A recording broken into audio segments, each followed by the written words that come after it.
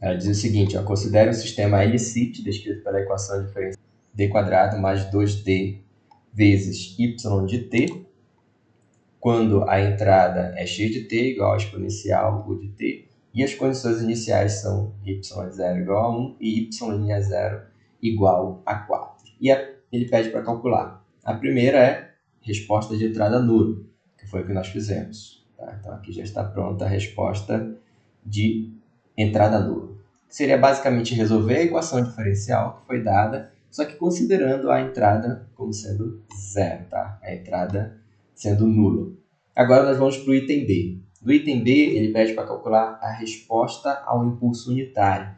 E essa resposta ao impulso unitário nós vamos utilizar para calcular depois a resposta de estado nulo. Tá? Então, por isso que a gente vai fazer esse passo antes de pular para a resposta de estado nulo, calcular já a resposta ao impulso unitário. Então, vamos lá. Vai ser uma continuação direta.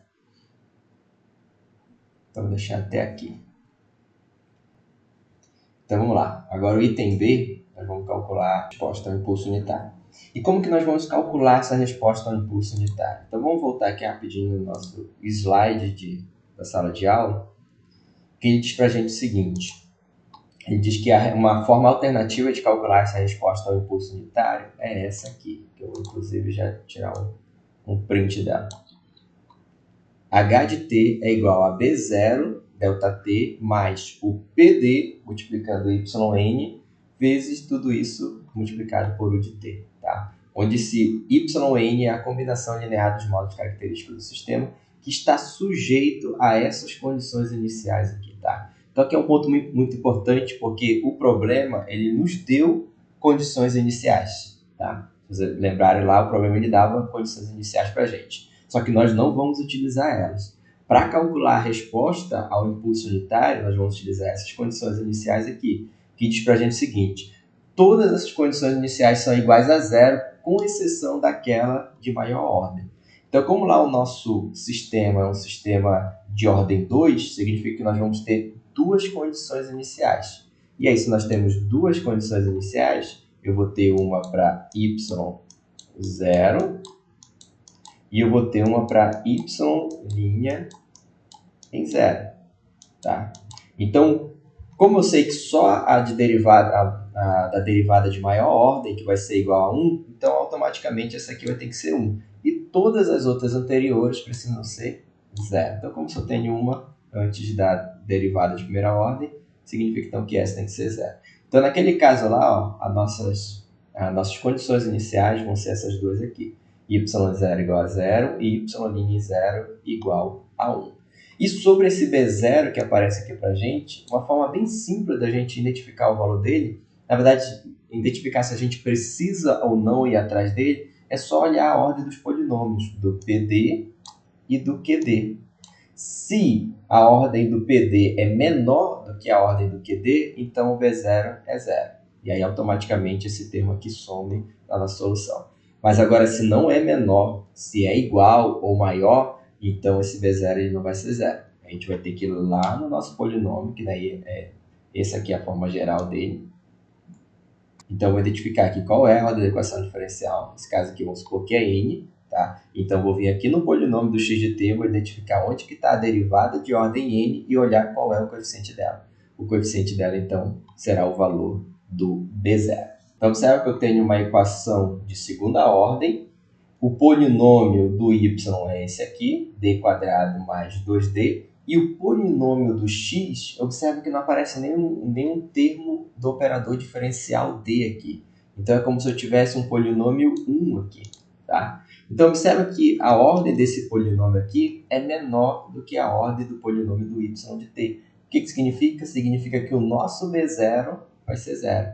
Agora, a gente pode ir para o próximo passo. Então, como eu já identifiquei que o B0 é 0, eu vou trabalhar a solução da minha equação diferencial para aquelas condições iniciais que nós já identificamos. A primeira é 0 e a segunda é igual a 1. Então, o nosso cálculo não vai ser tão complicado, porque o B0 já deu 0, o PD é igual a 1, então o que está faltando para a gente calcular aqui é a YN. E a YN é a solução da nossa equação diferencial original com aquelas duas condições iniciais que eu já comentei para vocês. Tá? Ou seja, a gente vai resolver essa equação diferencial aqui. seria o d ao quadrado mais 2d multiplicando y de t igual a zero para aquelas duas condições iniciais. Y em zero igual a zero e a segunda, y' em zero igual a 1. Tá? A combinação dos modos característicos dessa equação diferencial vai fornecer para a gente quem é o y'. Ok? Então, observe que aqui a gente tem uma equação homogênea. E para resolver a equação homogênea, a gente vai extrair dela a equação auxiliar. Então, para esse d quadrado, eu vou ter m quadrado. E aqui você vai notar que a solução é bem parecida com aquela que a gente já fez lá para a resposta de entrada nula, tá? Nós vamos extrair a equação auxiliar, então eu vou ter m quadrado mais 2m para esse 2d igual a zero. Nós temos uma equação de segundo grau simples de ser resolvida. Basta eu tirar m em evidência. Então, se eu tirar m do primeiro termo, vai ficar simplesmente m. Se eu tirar m do segundo termo, vai ficar com o 2. E isso é igual a zero. Tá? Quando que um produto é zero? Quando o primeiro é zero. Então, se eu faço m igual a zero, eu tenho a primeira raiz, m1 igual a zero.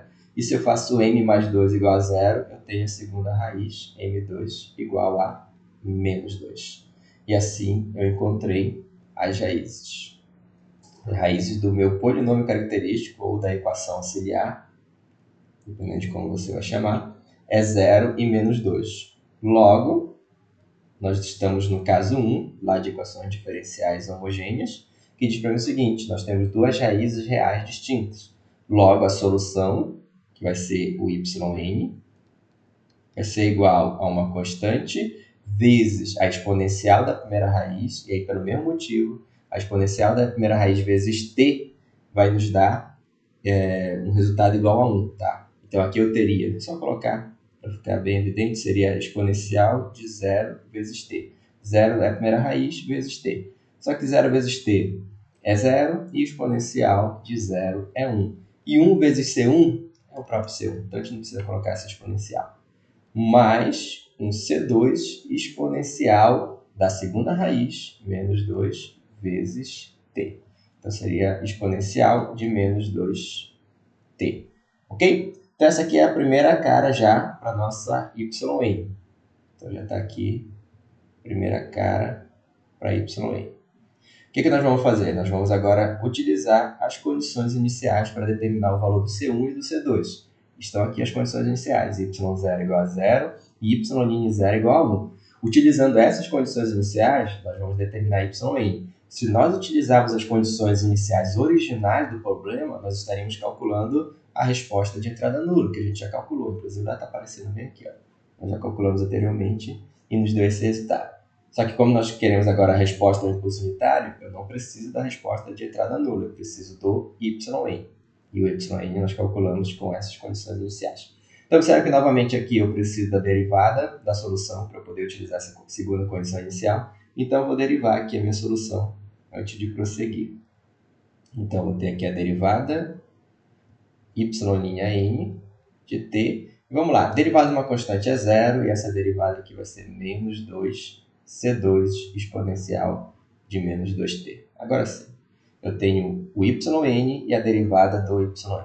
Eu posso, então, prosseguir para utilizar as condições iniciais. Tá? Então, nosso próximo passo aqui é utilizar as condições iniciais. Como é que eu faço isso? Bom, mesma estratégia de antes, tá? Na primeira condição inicial, ela está dizendo para mim o seguinte, que quando t vale 0, o y vale 0. Então, se eu vier aqui na primeira equação, eu vou colocar 0 no lugar do y, então eu vou ter 0 igual a C1 mais C2 e vou colocar 0 no lugar do t. Então, eu teria aqui exponencial de menos 2 vezes 0. Menos 2 vezes 0 vai dar 0. Exponencial de 0 é 1. Então, isso aqui é igual a 1. Tá? Faça a mesma coisa agora para a segunda condição inicial, substituindo na derivada.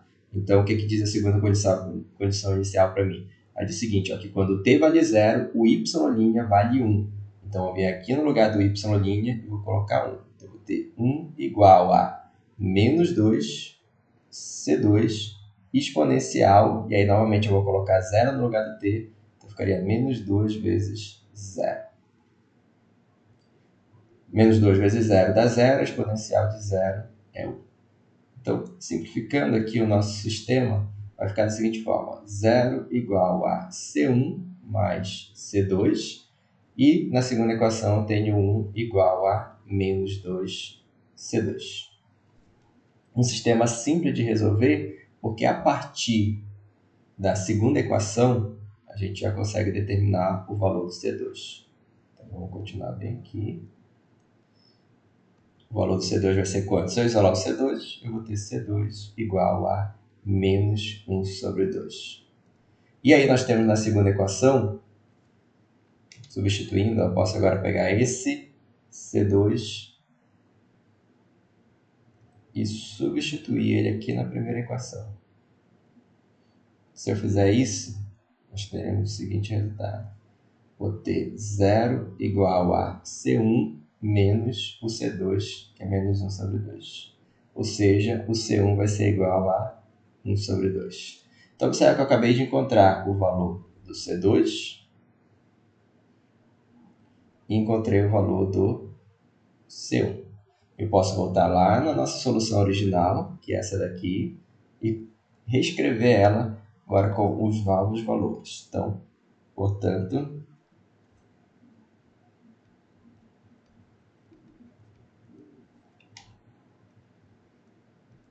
a nossa solução vai ficar da seguinte forma: yn de t, deixa eu melhorar isso aqui, yn de t é igual a C1, o C1 vale 1 sobre 2, então eu tenho 1 sobre 2, mais o C2 vale menos 1 sobre 2, então vai ser menos 1 sobre 2, vezes a exponencial de menos 2t. Isso aqui é um 2.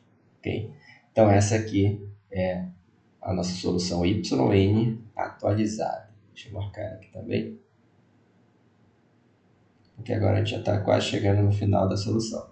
Por que ainda não chegamos no final? Porque a gente ainda precisa jogar lá naquela fórmula que a gente estava utilizando para o H. Tá? Deixa eu até repetir ela aqui de novo.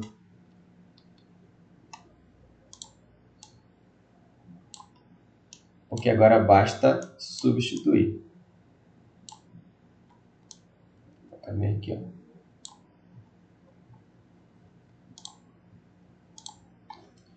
Como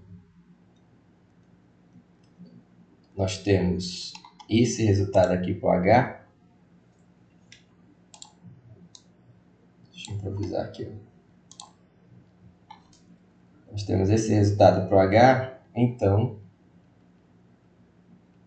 a nossa solução vai ficar da seguinte forma: H de t igual ao B0, que vale 0, vezes o delta t, mais o PD vale 1, vezes a yn de t, tudo isso multiplicado pela u de t. Tá? Então, como B0 é 0, isso aqui não vai aparecer, vai zerar. E aí a nossa H de t vai ser simplesmente yn de t multiplicado pela u de t. Portanto, a nossa solução H de t será, então eu vou pegar aqui, ó, a yn que nós calculamos, que é 1 sobre 2 menos 1 sobre 2 exponencial de menos 2t, tudo isso multiplicando u de t. Então essa aqui é a solução para a resposta ao impulso unitário. Vou tirar isso aqui porque a gente ainda não terminou a solução final, tá? Mas nós já conseguimos calcular a resposta a um impulso unitário. Ok, pessoal? Entendido? Confirme para mim agora aí no chat se conseguirem entender como determinar a resposta ao impulso unitário.